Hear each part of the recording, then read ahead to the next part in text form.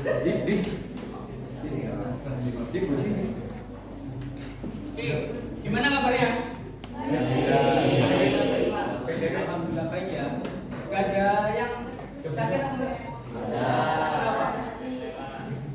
Siapa yang sakit? Enggak, itu sehat. Oke, sebelum mulai pelajaran saya absen terlebih dahulu ya.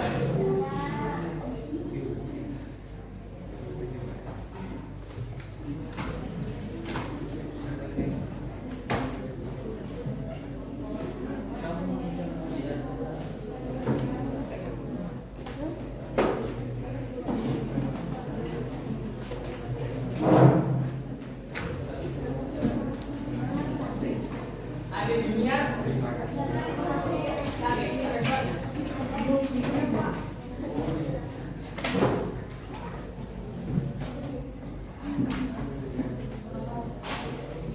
Adinda Zelika.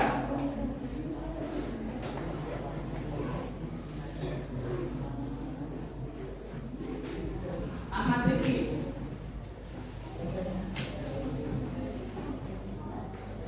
Alfa Texero.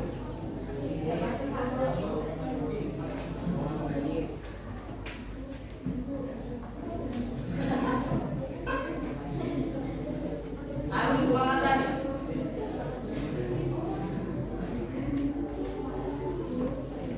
Aulia Adeni. Aurelia.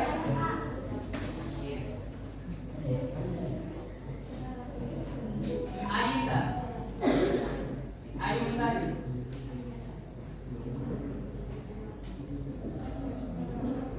Bagus Satria.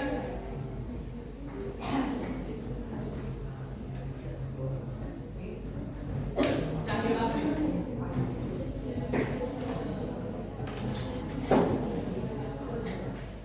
Carisa.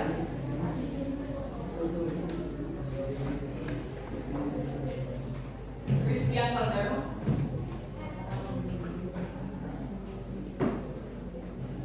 Diki Irawan. Eva Sariati.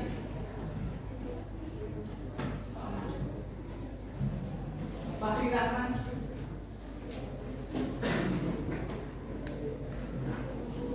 Fahri Azhar.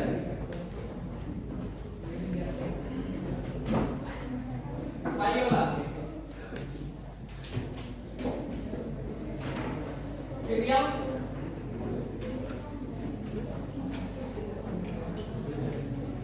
Florentina. Ika Yuni. Karina Chandra.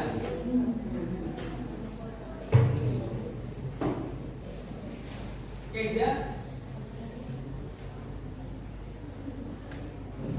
Lantera Widya.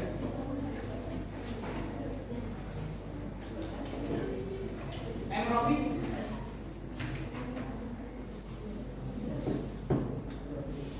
Mahendra Sri.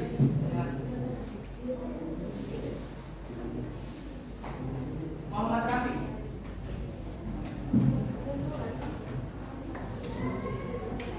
M. Taufik.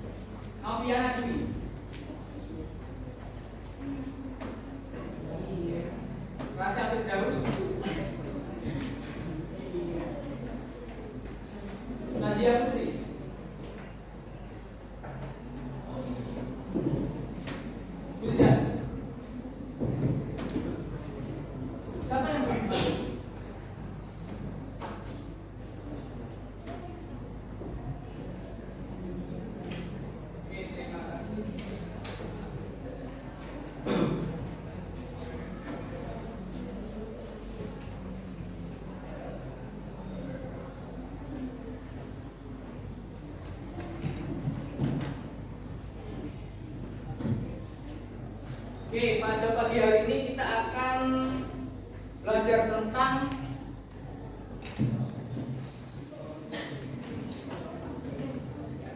perairan laut.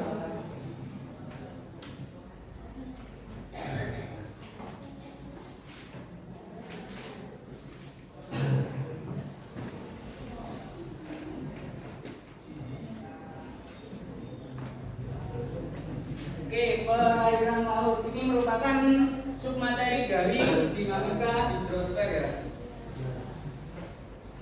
Oke, sebelum lanjut ke materi saya ingin bertanya kepada kalian. Kan pasti di setiap kehidupan kita pasti ada permasalahan ya. Nah, saya tanya dulu. Di permasalahan yang sering terjadi di perairan laut itu apa? Oke, sampah. Terus apa? Pengeboman ikan. Terus illegal fishing. Terus apa lagi? Ayo apa lagi? Apa? Ya, penangkapan pakai ikat harimau. Terus apa lagi? Dan masih banyak lagi ya. Oke, tujuan pembelajaran pada pagi hari ini yaitu peserta didik dapat mendeskripsikan, mengidentifikasi dinamika hidrosfer, khususnya pada perairan laut beserta dampaknya dalam kehidupan sehari-hari di wilayah Indonesia. Oke, di sini siapa yang belum pernah sama sekali ke pantai? Jujur ayo. Saya. Siapa? Ada nggak pernah sama sekali? Iya. Iya. Sama sekali? Iya. Oke, berarti semuanya hampir semuanya ya. Cuma satu ya yang nggak pernah ke pantai. Oke, kalau di pantai kalian lihat apa?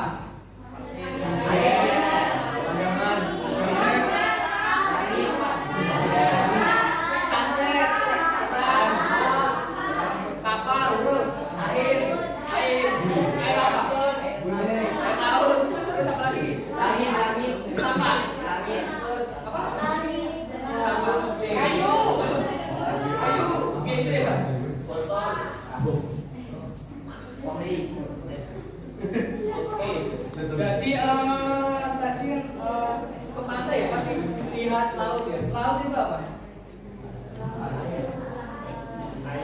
Ayo, laut itu apa? Tempat ikan hidup, bisa jadi di darat juga ada. Ya kan ada yang di perairan darat. Perairan darat kan ada ikan kayak ikan nila. Ayo, apa itu laut? Definisi dari laut itu apa? Ayo apa?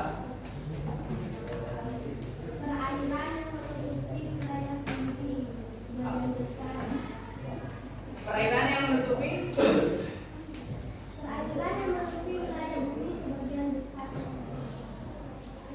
perairan yang menutupi sebagian besar wilayah bumi. Betul apa salah? Bisa jadi ya. Nah. Oke, laut yaitu merupakan bagian dari permukaan bumi yang digenangi oleh air dan memiliki kadar garam yang cukup tinggi.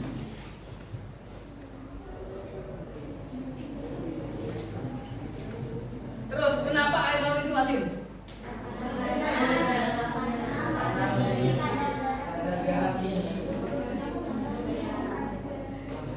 Karena memiliki kadar garam yang tinggi. Ya. Terus apalagi ayo? Kenapa?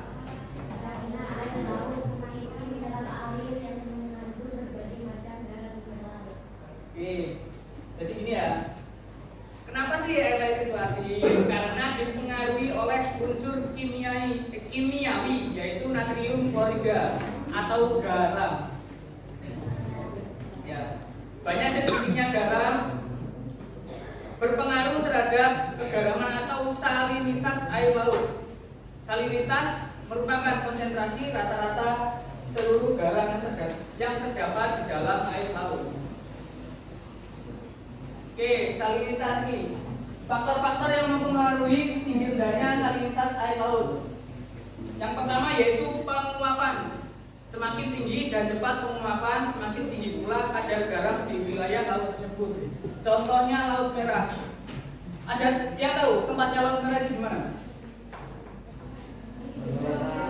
Mesir. Di mana? Mesir. Di Banyuwangi itu Pulau Merah, bukan Laut Merah. Di mana? Mesir.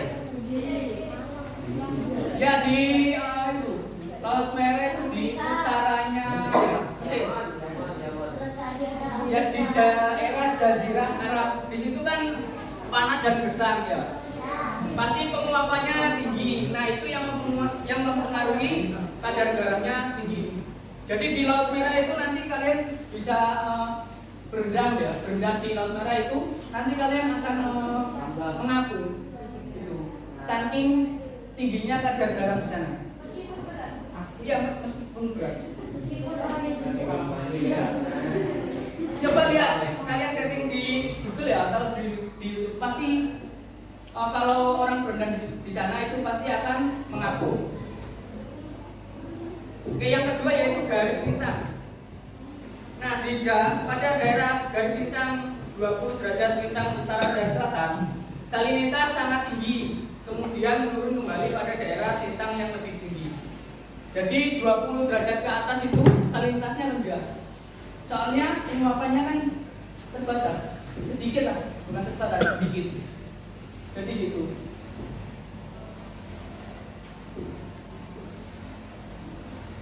Oke, selanjutnya yaitu jenis-jenis laut.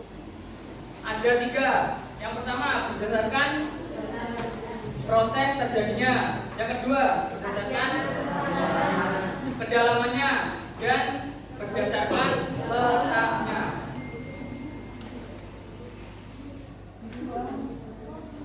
Oke, yang berdasarkan prosesnya. Yang pertama yaitu laut transgresi. Terjadi karena naiknya permukaan air laut sekitar 60 hingga 70 meter sehingga menggenangi daratan yang mengalami penambahan luas. Terus proses pembentukan terjadinya pada zaman glasial dan bersifat dangkal seperti Laut Sunda, terus Laut Jawa. Itu merupakan akibat dari laut transgresi. Kan dulu itu waktu zaman es ya, Jawa, Sumatera sama Kalimantan itu menyatu. Terus seiring berjalannya waktu, daratan yang menyatukan Jawa, Sumatera ataupun Kalimantan itu seperti ini. Ini kan daratan ini sebelumnya, terus sekarang menjadi lautan. Ya ini.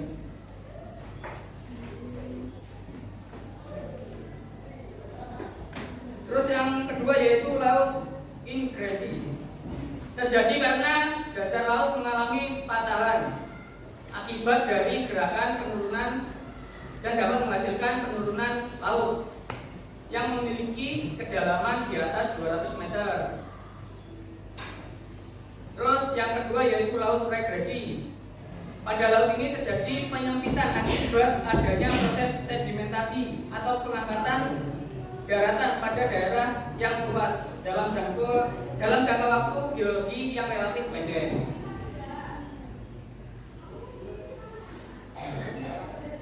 Yang selanjutnya yaitu laut berdasarkan kedalamannya. Ini ada 4 ya. Jauh zona litoral yaitu memiliki kedalaman sekitar 0 meter. Ini berada pada daerah pantai, garis pantai. Terus masuk lagi zona analitik memiliki kedalaman sekitar 200 meter. Pada daerah ini sinar matahari mulai memasuki daerah ini. Kan di daerah ini banyak sekali kehidupan di dalam laut seperti terumbu karang dan ikan-ikan. Terus yang ketiga yaitu zona batial yang memiliki kedalaman sekitar 1.800 meter.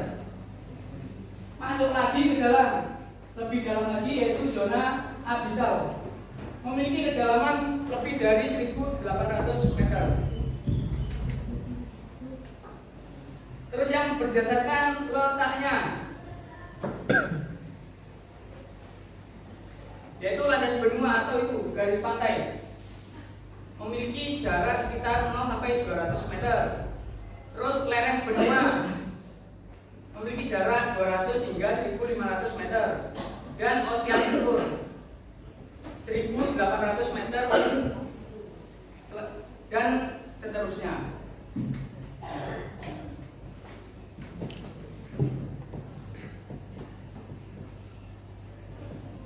Oke, selanjutnya yaitu batas wilayah laut Indonesia. Bukan Indonesia ya, hampir seluruh di dunia. Yaitu setiap negara memiliki batas wilayah, yaitu ada dua, laut teritorial dan zona ekonomi eksklusif atau ZEE. Yang laut teritorial berapa jaraknya? Dari garis pantai berapa? Berapa mil? Oke, 12 mil. Terus yang ZEE berapa mil jaraknya dari garis pantai? Oke, 200 mil ya. ZEE itu merupakan daerah kekuasaan, ya, daerah kekuasaan yang dimiliki oleh suatu negara. Contoh, nelayan dari Malaysia mau mengambil ikan di daerah zona ekonomi eksklusif, itu pasti akan ditangkap. Nanti saya ada beritanya ya. Terus yang selanjutnya ada lautan lepas. Nah, pada lautan lepas ini seluruh nelayan di dunia itu bebas mengambil ikan di daerah tersebut karena tidak ada aturannya. Jadi bebas.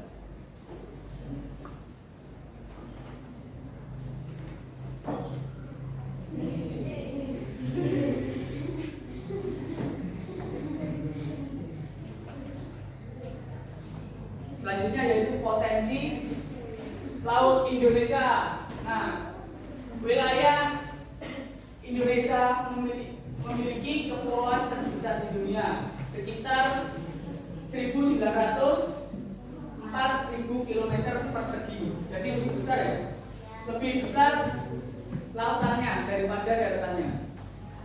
Terus pemasok komoditas perikanan dunia sekitar 10%, jadi itu cukup besar. Nah, potensi selanjutnya yaitu pusat perikanan, bisnis perikanan, pelayaran, dan pariwisata. Kan pasti di Indonesia lautnya ya yang jadi pariwisata primadona seperti Pantai Kuta, terus Pulau Menjangan, ada tahu di mana? Di Bali. Terus pulau apa itu?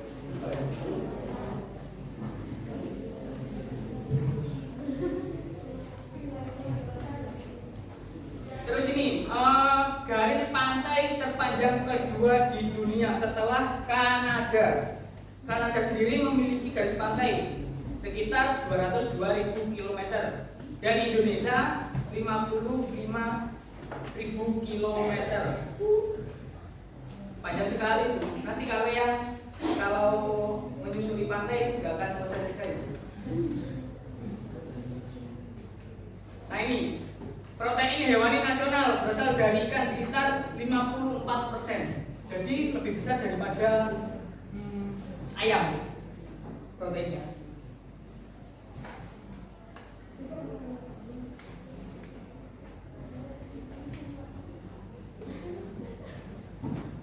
Oke, nah ini permasalahan yang sering terjadi di daerah laut. Yang pertama pasti itu sampah. Di mana-mana pasti ada sampah. Terus yang kedua, illegal fishing. Udah jelas kan tadi ya, illegal fishing kayak kapal negara Malaysia masuk ke wilayah zona ekonomi eksklusif Indonesia. Itu pasti akan ditangkap dan diamankan. Terus eksploitasi masif. Jadi pengambilan ikan secara besar-besaran, termasuk pakai tukat harimau tadi, kan ikan kecil-kecil jadi terbawa juga. Nanti tidak bisa berkembang biak.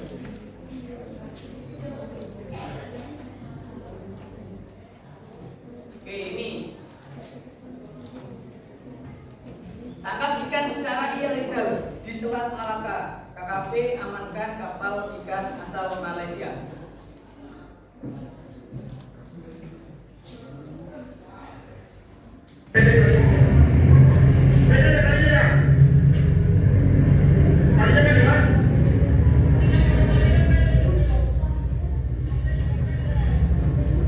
Ini penangkapan kapal Malaysia ini ya, di Selat Malaka. Jadi pada tanggal 25 bulan 4 kemarin.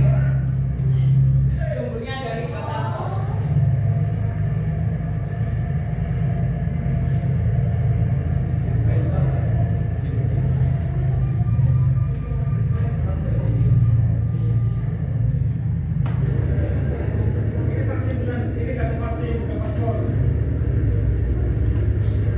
Yang digunakan kartu vaksin, bukan paspor. Orang Malaysia.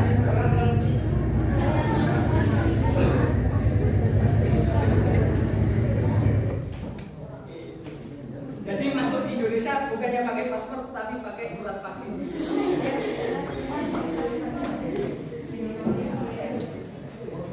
Oke, ini udah saya katakan berita tentang sampah ya.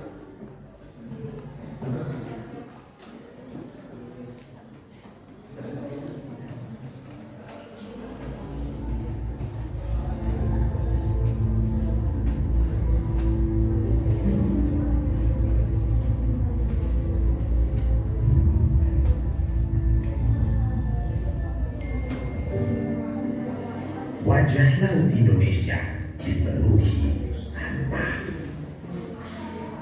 KLHK, Kementerian Lingkungan Hidup dan Kehutanan, mendata di tahun 2022 sampah di Laut Nusantara mencapai 5,75 juta ton.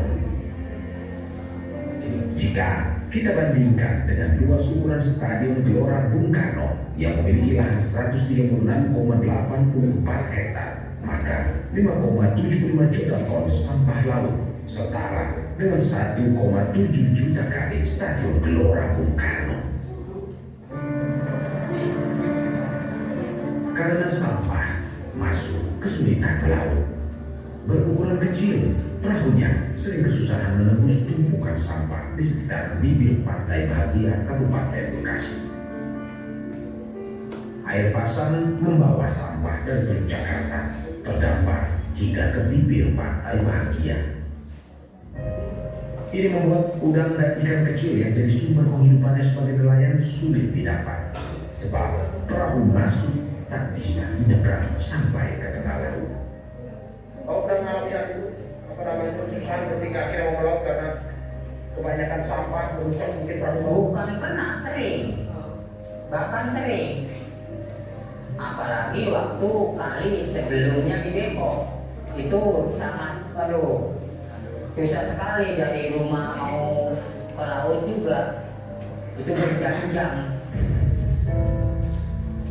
Apalagi bulan Februari dan Maret, sampah bisa menumpuk lebih dari 60 cm. Kalau air pasang ya naik ke darat, bahkan kalau musim Sedang melakukan itu. Meski jalan yang ditempuh bakal panjang, tetapi niscaya cita-cita Indonesia bersih dari sampah laut tak cuma sebatas angan-angan semata.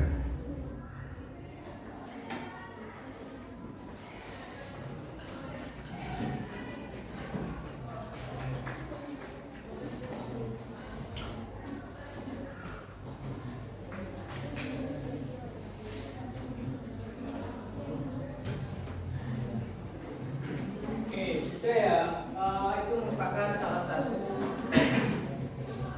permasalahan yang sangat sering terjadi di perairan laut kita. Bukan di laut saja, di sekitar kita juga.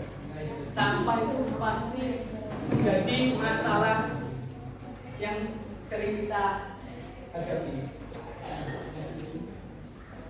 Oke, mungkin dari penjelasan saya tadi ada yang ingin tanyakan. Iya.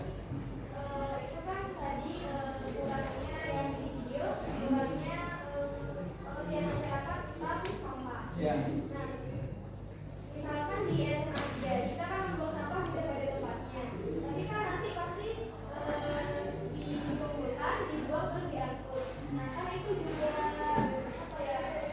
Kita kan rasanya kayak sama aja gitu kalau misalkan cuman dibuang di tempat sampah terus dikumpulkan terus dibuang terus diangkut. Biasanya kan itu di TPU.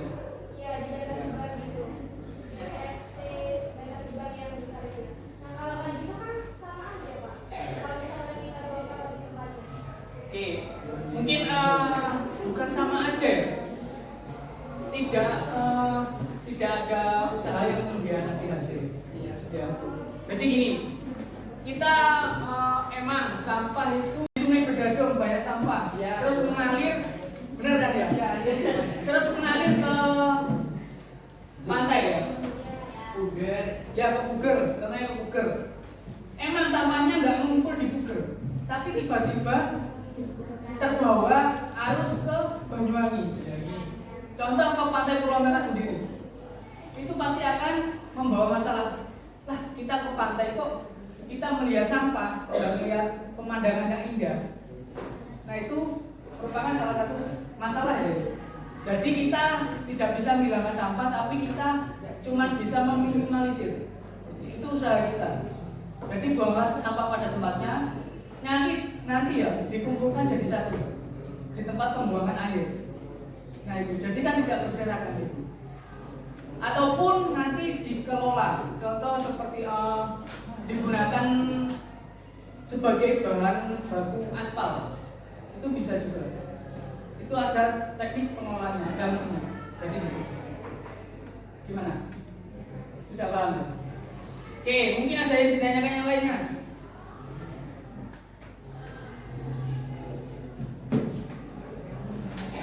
Christian? Gak ada? Nggak ada, Pak. Terus yang lainnya ayo, yang ditanyakan, yang kurang paham gitu.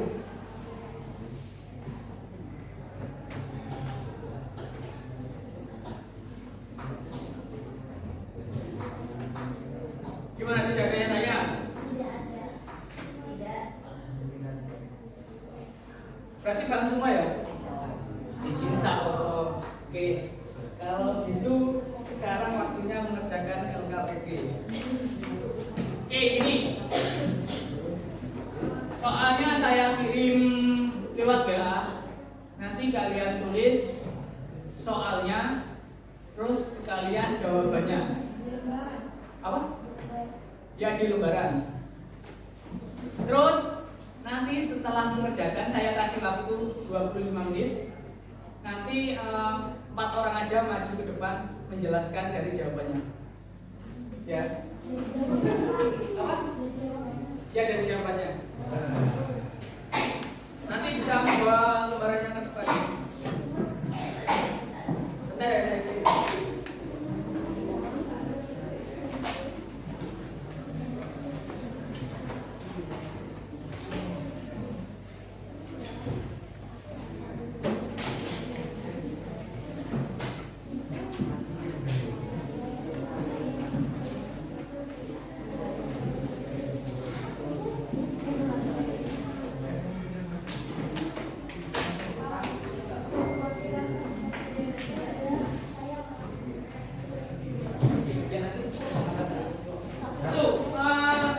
Soalnya sudah saya kirim lewat grup WA. Silakan dikerjakan, waktunya 25 menit. Nanti ketika sudah selesai, silakan perwakilan ya, satu deret maju ke depan. Ya. Untuk menjelaskan jawabannya. Siapa yang belum? Banyak. Oke, sambil nunggu yang belum, silakan. Ini peraturannya. Perwakilan maju satu deret itu 2 orang. Ya, dia maju satu deret 2 orang. Menemani lah. Oke. Diajak atau suruh saya tunjuk? Gimana? Mana yang deretnya? Perwakilan. Tunjuk aja tak? Oke, aku tunjuk ya menurut absen. perwakilan dari daerahnya ini. Ini nomor absen 4. Siapa? Nggak masuk. Ini nomor absen 7. Siapa? Siapa? Oke, dari sini ayo. Maju 2 orang.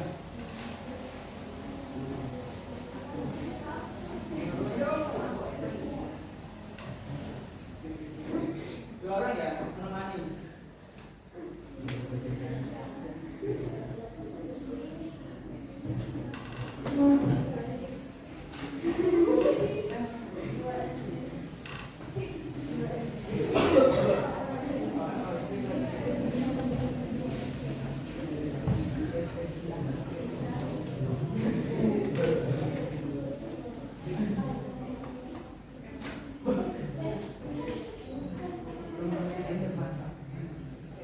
Assalamualaikum warahmatullahi wabarakatuh. Kami dari perwakilan DRM. Sebelumnya perkenalkan, saya Rasya Firdaus Setiawan, absen 34. Saya berada Nazara Putri. Berdirinya kami di sini, kita akan membahas OKBD geografi tentang laut. Nah, pertama di sini ada soal menjelaskan perbedaan dari proses terjadinya gelombang laut dan arus laut. Nah, gelombang laut itu gerakan naik turunnya air laut yang tidak disertai perpindahan massa airnya dan dipengaruhi oleh kecepatan angin, lama angin bertiup, luas daerah tempat angin, dan kedalamannya air laut. Untuk arus laut yaitu gerakan massa air laut dalam jumlah besar dari satu titik ke titik berikutnya. Faktor pembentuknya yaitu angin yang bertiup di atas permukaan air laut. Selanjutnya untuk soal nomor 2 akan dibahas. Jadi di sini saya akan menjelaskan tentang jawaban dari nomor 2, yaitu tentang jenis laut berdasarkan proses terjadinya. Nah, di sini tuh ada 3 secara proses terjadinya, ada laut transgresi, ada laut regresi, dan ingresi. Dan penjelasan dari laut transgresi itu, jadi laut transgresi ini terbentuk yang karena naiknya permukaan air laut yang disebabkan oleh pencairan pada air zaman. Nah, contoh-contohnya laut transgresi itu ada laut Jawa, laut Sunda, dan laut Alafuru.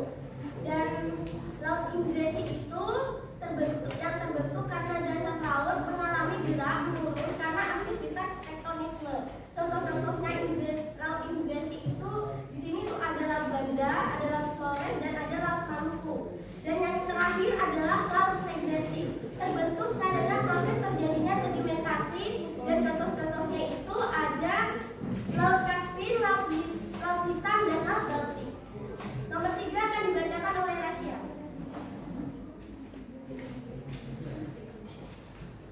Jelaskan masing-masing pengertian dari beberapa zona tersebut.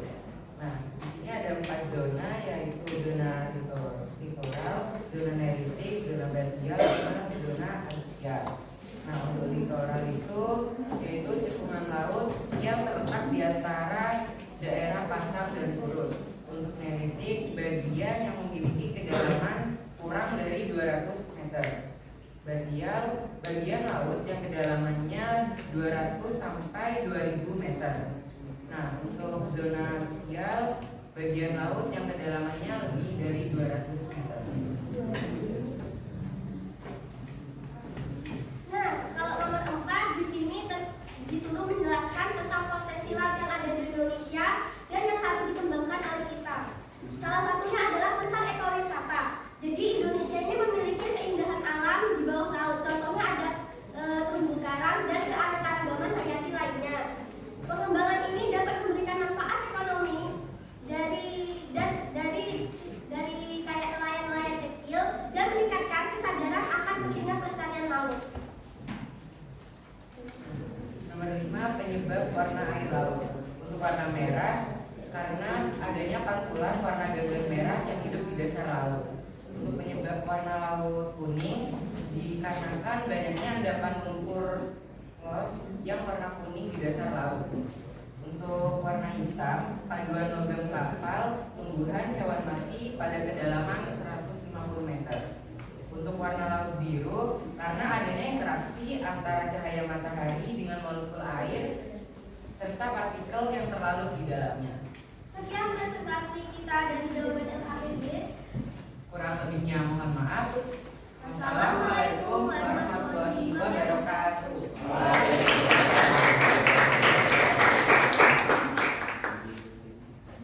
Silakan tunggu sampai.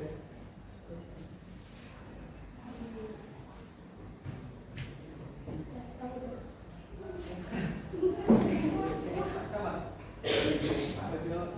Oh iya, yuk. Apa yang masih?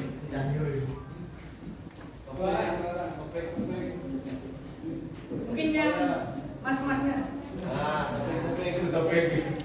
Yuk, satu cewek, satu laki-laki. Baik.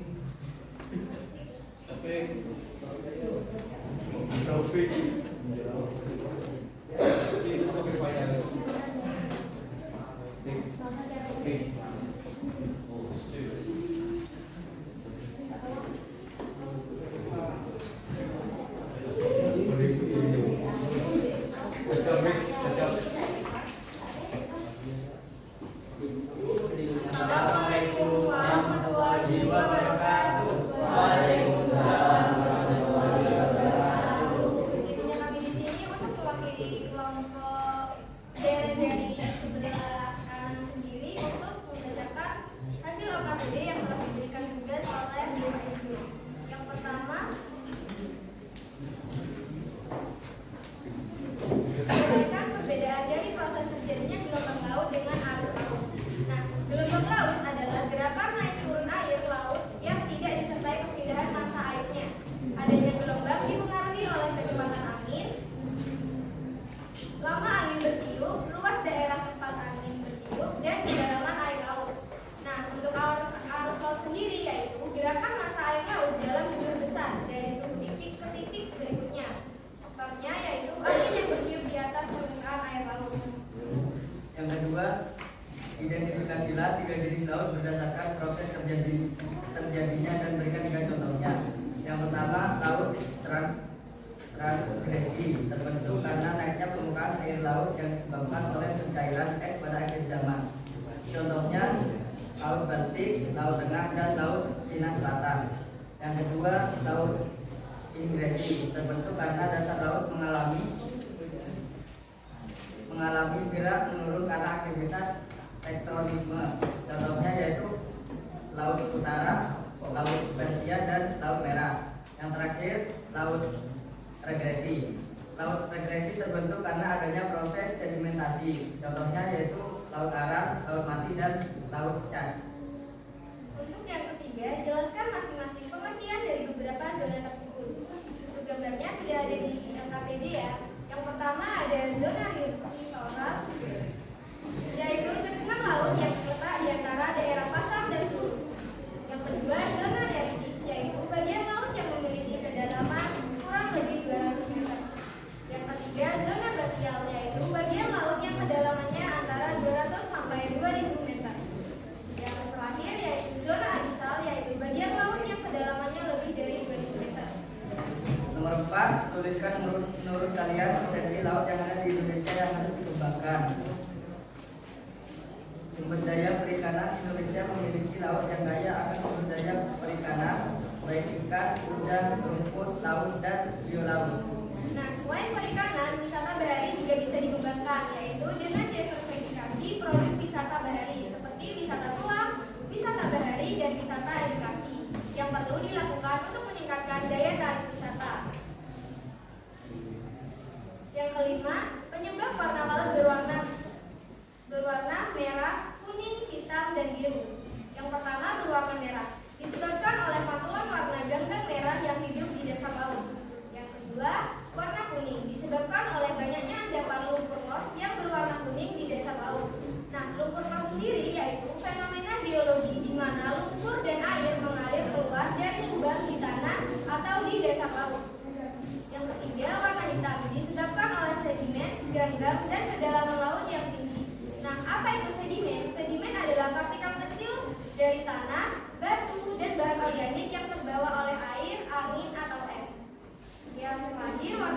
yaitu hamburan cahaya atau sinar matahari dipantulkan kembali.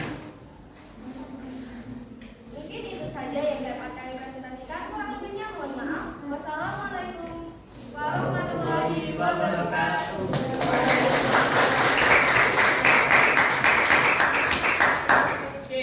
Mungkin jawabannya hampir sama semua ya. Kecuali yang nomor 4 itu, yang potensi laut di Indonesia yang harus dikembangkan. Mungkin itu dari kalian yang jawabannya agak berbeda-beda ya.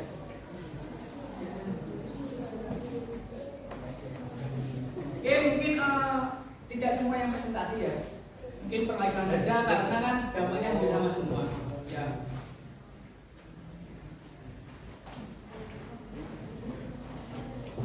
Pembelajaran pada hari ini mungkin kita lebih terfokus pada permasalahan di laut. Contohnya seperti tadi sampah, terus apa lagi? Apa illegal fishing, terus apa lagi? Apa? Ya pengeboman, terus apa lagi? Bukan ya penangkapan menggunakan bukan harimau. Oke. Mungkin sebelum saya akhiri ada yang ingin ditanyakan. Gak ada ya. Oke. Mungkin untuk pembelajaran pada hari ini bisa kita akhiri. Kurang lebihnya mohon maaf.